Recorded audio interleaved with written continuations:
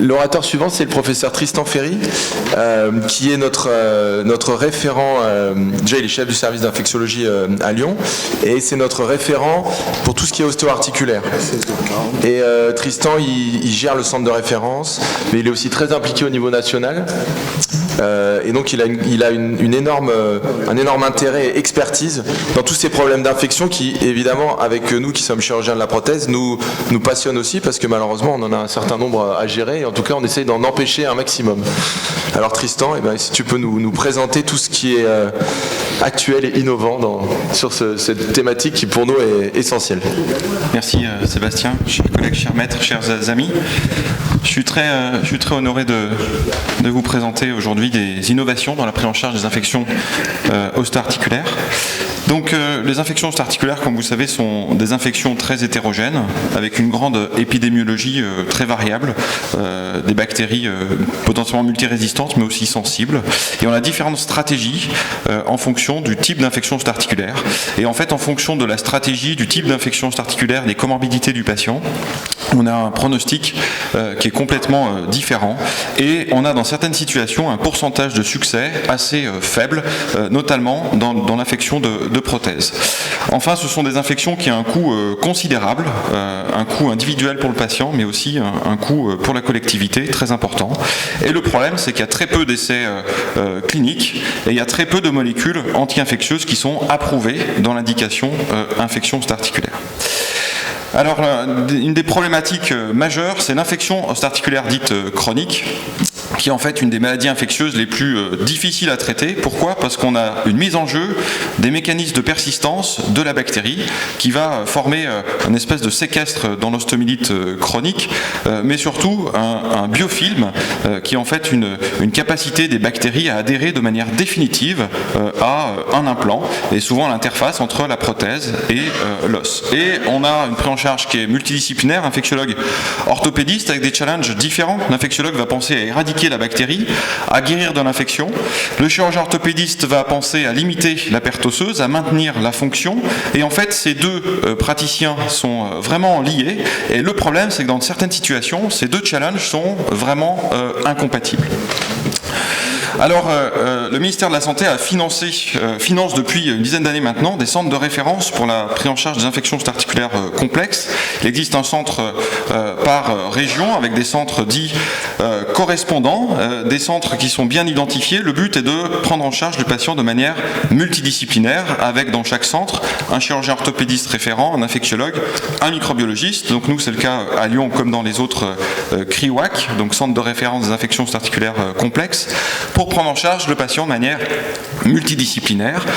Et c'est vrai qu'on est tous les trois à être nommés sur une thématique de soins et de recherche sur cette infection, et qu'il y a à Lyon un environnement particulier pour comprendre la capacité des bactéries à persister. Et mon topic de recherche est vraiment de promouvoir des thérapies innovantes pour essayer de conserver la fonction chez ces patients.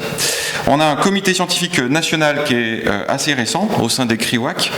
On m'a confié donc la présidence, et l'idée est d'avoir un comité scientifique qui rassemble chacun des centres de référence avec des orthopédistes, des infectiologues, des microbiologistes, pour pouvoir centraliser les idées de projets à l'échelle nationale et promouvoir la recherche et l'innovation dans ce réseau en faisant enfin des essais thérapeutiques. Alors ce réseau de centres de référence est pour moi un système innovant qui ouvre la porte à l'innovation. Quelles innovations ? Quelques exemples. Un patient de 71 ans qui a un vitiligo, qui est coronarien, qui a une infection chronique à Staph epidermidis multirésistant. Sur cette prothèse charnière, le patient a une fistule et pourtant il a une fonction conservée. Le chirurgien nous dit que c'est très délabrant d'envisager un changement de prothèse.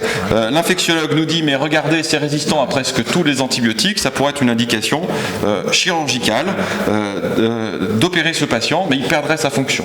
On a donc réalisé une arthrotomie lavage, ce qu'il ne faut théoriquement pas faire dans les infections chroniques, et on a trouvé un antibiotique qu'on a pu donner à ce patient en suppressif. Alors c'est un antibiotique particulier qui est très bien toléré mais qui est coûteux, et vous voyez qu'avec un seul comprimé par jour depuis 2 ans, le patient conserve sa fonction. Donc il a eu juste un lavage, il n'a pas eu de révision, le patient est ravi, il marche sans douleur avec cette prothèse qui est toujours en place. Alors, cette antibiothérapie suppressive est pour moi une possibilité et une forme d'innovation pour maintenir la fonction. Un deuxième exemple, un patient de 80 ans, obèse, qui fait une infection post-opératoire sur prothèse de genou charnière, Pseudomonas aeruginosa, donc un germe extrêmement virulent. Il n'y a pas de traitement oral possible, le patient a eu des lavages itératifs, des lambeaux déjà en sauvetage, et on se retrouve dans une situation d'échec avec une nécrose cutanée, une infection en fait persistante à ce Pseudomonas.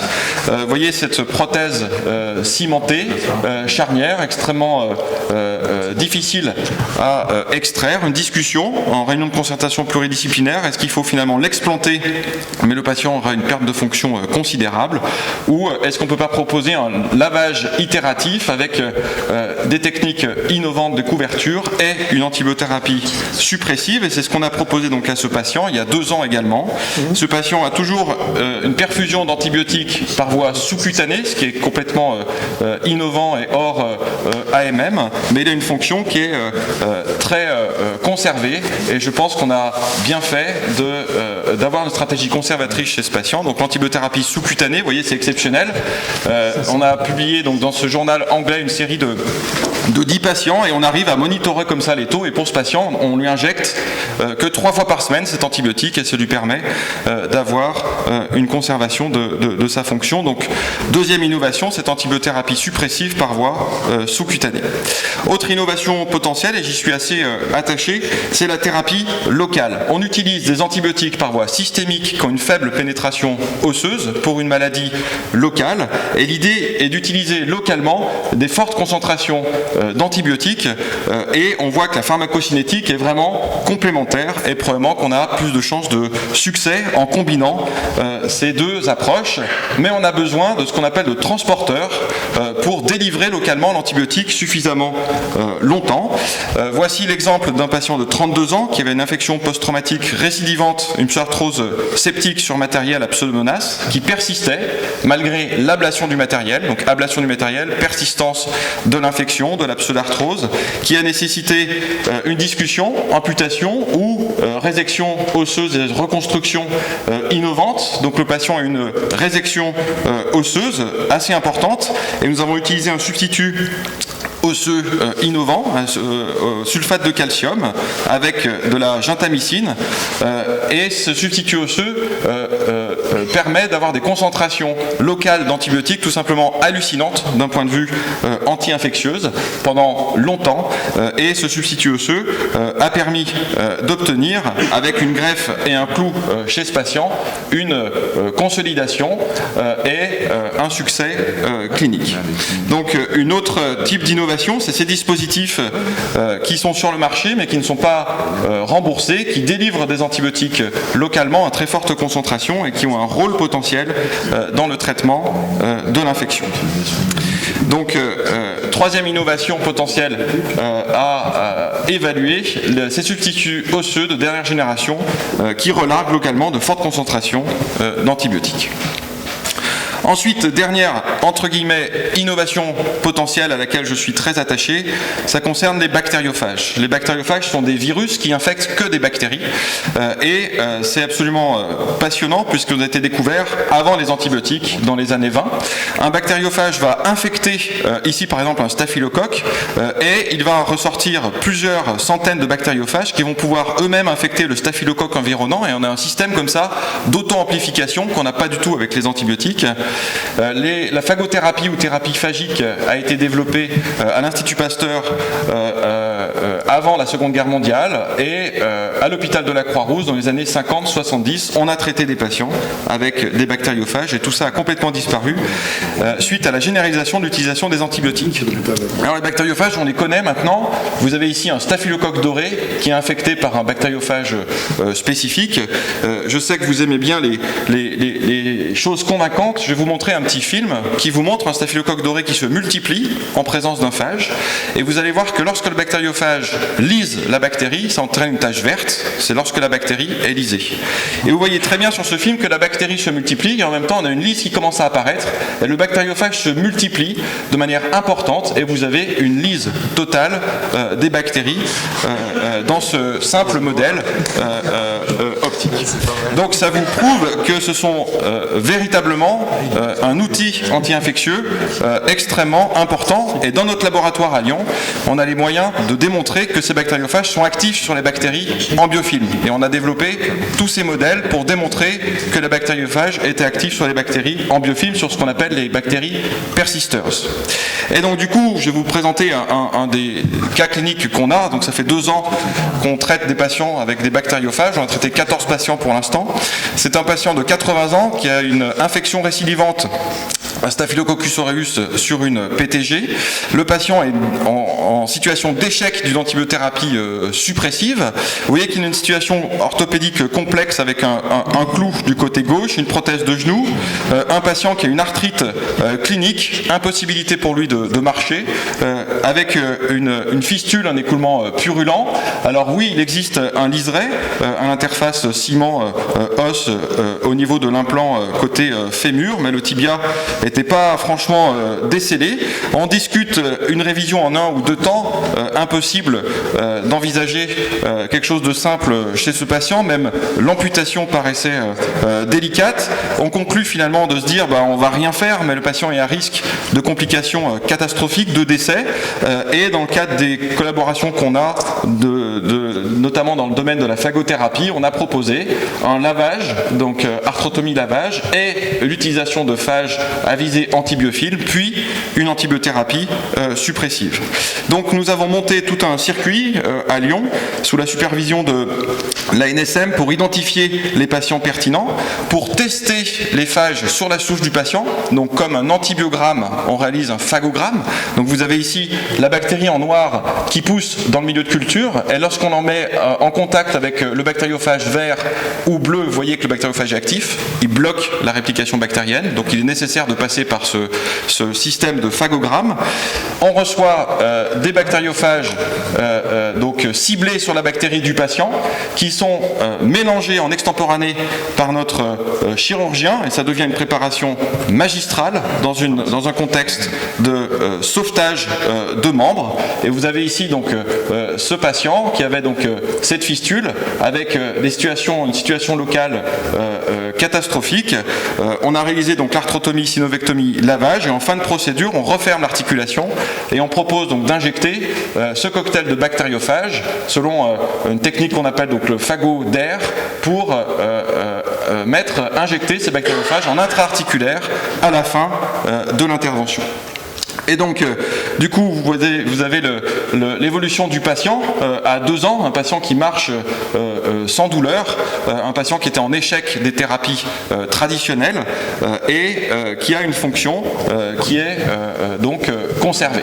Donc, depuis ce cas, on a traité plusieurs patients avec ce type de système. Ça, c'est une communication orale qu'on va faire donc au mois d'avril prochain à notre congrès européen de maladies infectieuses. On a traité un certain nombre de patients en échec de traitement conservateur. Vous avez ici un patient qui avait une infection sur PTG, Pseudomonas aeruginosa récidivante. Nous avons testé donc les phages, sélectionné les phages efficaces. L'anesthésiste ne voulait pas endormir ce patient puisqu'il avait une insuffisance cardiaque terminale, et on a même injecté les phages sous arthroscopie, ce qui, faut théoriquement, on ne fait pas d'arthroscopie pour l'infection parce qu'en théorie ça ne marche pas. Et vous voyez que sans doute grâce aux phages, ce patient a retrouvé une autonomie. Donc l'importance d'avoir une thérapie personnalisée avec ces bactériophages pour espérer améliorer l'efficacité des antibiotiques et conserver la fonction chez nos patients. Et donc ces bactériophages et ces lysines de phages sont potentiellement des sources d'innovation. En termes de conclusion, donc vous voyez que le réseau des centres de référence est pour moi un réseau vraiment porteur d'innovation. Il permet aux infectiologues de travailler étroitement avec les chirurgiens orthopédistes et permet aux infectiologues de comprendre l'importance de garder une fonction chez un patient.